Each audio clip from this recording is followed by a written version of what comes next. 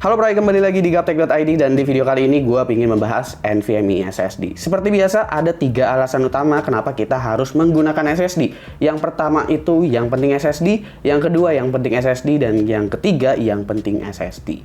Di video kali ini gue udah kedatangan NVMe SSD dari Seagate dan ini adalah versi limited edition untuk Seagate FireCuda 520, yaitu versi Cyberpunk 2077. NVMe SSD ini kabarnya itu stoknya cuma ada 2077 unit di dunia, yang dimana di Indonesia sendiri sebenarnya ada sedikit juga, tapi lumayan banyak sih. Kalau misalkan kalian cari di marketplace, itu kalian masih bisa temuin dengan harga sekitar 3 jutaan. Tapi kalau FireCuda 520-nya, itu sebenarnya bukan varian limited edition. Kalian bisa temuin SSD ini di retail manapun yang menjualnya. Yang limited edition ini sebenarnya heatsink-nya. Hasil kolaborasi antara Seagate dan Cyberpunk 2077 ini menjadikan FireCuda 520 punya varian limited edition yang jumlah stoknya cuma ada 2077 di seluruh dunia. Jadi gue bisa dibilang cukup beruntung lah bisa mendapatkan ini. Tapi tenang aja, karena modul SSD-nya ini sama persis kok, sama kayak Seagate FireCuda 520 yang bisa kalian temuin dimanapun. Heatsink limited edition ini jelas punya desain yang futuristik banget ala-ala Cyberpunk. Dia punya LED neon light, cuma sayangnya LED ini perlu menggunakan kabel dan nampaknya belum 100% kompatibel firmware-nya dengan motherboard rilisan baru seperti X570S ataupun Z690. Karena di gua pun LED-nya ini nggak hidup, jadi semoga bisa cepet ada update. Tapi kalau bicara kualitas heatsink, ini adalah heatsink yang cukup tebal. Jadi kelihatannya ini hanya kompatibel di PC desktop. Kalau kalian colok ke PS5, ketebalan segini udah pasti nggak akan muat. Sistem heatsinknya juga bongkar pasang ya, jadi kalaupun nggak mau dipakai, heatsinknya itu masih bisa. Cuma sayang banget ya, misalkan udah dapet limited edition kayak begini, tapi malah nggak dipakai heatsinknya. Jadi ya lebih baik sih dipakai aja. Nah, untuk versi Cyberpunk 2077 ini, FireCuda 520 itu dia cuma ada satu versi ya, yang 1 TB aja. SSD ini udah menggunakan NVMe PCIe Gen 4 dengan controller Python. Ini controller awal-awal perilisan NVMe Gen 4 emang. Speednya up to 5 GB per second, belum mencapai 7 GB per second. Cuma kelebihan dari SSD ini adalah soal endurance. Karena dengan kapasitas 1 TB, SSD ini punya TBW yang sangat tinggi di 1800 dengan masa garansi 5 tahun. Biasanya NVMe SSD yang kapasitasnya 1 TB itu TBW-nya berkisar antara 600 sampai dengan 800. Itu pun sebenarnya udah panjang banget. Kalau misalkan kalian menggunakan NVMe SSD dengan 600 TBW mungkin ya 5 tahun baru bisa habis, bahkan lebih dari 5 tahun baru habis. Untuk penggunaan harian yang memang penulisannya itu nggak terlalu banyak banget lah. Tapi ini 1800 dengan masa garansi 5 tahun, gue yakin pasti garansinya habis duluan daripada TBW-nya. Dan untuk info tambahan aja, NVMe SSD ini juga udah ada DRAM cache-nya ya, 1 GB DDR4 di dalam NVMe SSD ini. Ada utilities juga yaitu SeaTools SSD, ini bisa ngebaca temperatur, TBW, dan juga lifetime. Ini nggak cuma bisa baca untuk SSD Seagate aja, tapi SSD lain juga bisa terbaca. Setting untuk smart dan lain-lain juga ada di utilities ini.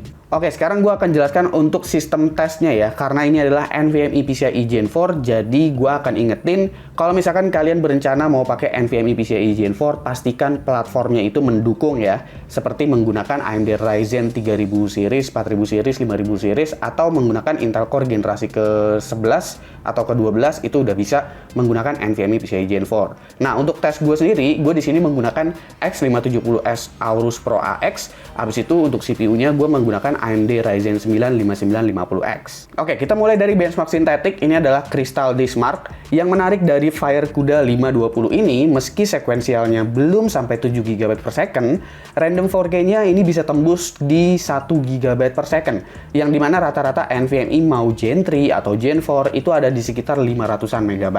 Ini bisa dibuktikan lebih detail dengan Atto Disk Benchmark, dimana ketika write atau read file berukuran kecil tapi jumlahnya banyak, storage udah pasti mengalami penurunan speed, tapi penurunannya di sini sangat-sangat baik.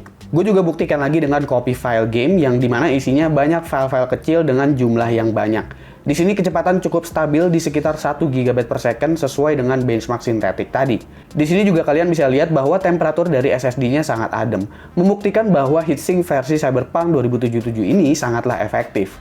Suhu tertinggi ada di angka 75 derajat, masih 10 derajat dari batas operating temperatur SSD-nya. Ini angka yang adem untuk kelas NVMe PCIe Gen 4. Dan kalau kita bicarain harga dari Seagate FireCuda 520, kalau misalkan kalian belinya yang bukan versi limited edition alias yang polos tanpa heatsink, itu sebenarnya harganya menarik banget karena masih ada di bawah 3 juta rupiah, di angka 2,9 juta lah ya. Tapi kalau untuk versi Cyberpunk 2077 ini, gue sempat ngeliat di marketplace itu ada yang jual di angka 3,4 juta.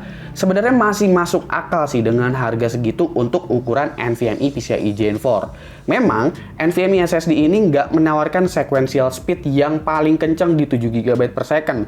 Tapi NVMe SSD ini menawarkan endurance di mana TBW-nya itu besar banget. Jadi ya kalau misalkan nggak ada kerusakan yang aneh-aneh, udah pasti NVMe SSD ini punya masa pakai yang panjang banget. Ditambah lagi heatsinknya juga nggak ngebikin operating temperaturnya itu berada di batasannya, yaitu 85 derajat Celcius. Dan meski sequential speed-nya nggak mencapai 7 GB per second, tapi nggak disangka-sangka juga kalau random 4K-nya justru ini adalah salah satu yang paling kenceng daripada NVMe SSD yang ada di gua sih, jujur aja. Dan dengan harga 3,4 jutaan, kalau misalkan kalian pengguna PC desktop sih, oke-oke aja untuk memutuskan ngambil si Seagate FireCuda 520 ini. Atau ya kalau mau menghemat bisa ambil yang versi non heatsink dan kalian bisa coba pakai heatsink bawaan dari motherboard kalian, karena heatsink bawaan dari motherboard juga sebenarnya sekarang udah banyak yang bagus-bagus. Tapi kalau misalkan kalian pengguna konsol, kalian tentu nggak bisa menggunakan ini karena ini terlalu tebal untuk dipasang di PlayStation 5. Oke? Gua rasa segitu aja untuk video kali ini. Menurut kalian gimana? Silahkan komen di bawah dan kasih pendapat kalian masing-masing. Jangan lupa like, share, dan subscribe jika video ini menarik buat kalian. Follow sosial media gua kalau lu kepo sama apa yang ada di balik layar Gaptek. Beli juga merchandise-nya Gaptek kalau kalian ingin support Gaptek dengan cara lain. Ada beragam teaser di sana, silahkan cek link di deskripsi kalau emang kalian mau beli. Gue Suki dan seperti biasa sampai jumpa di lain kesempatan.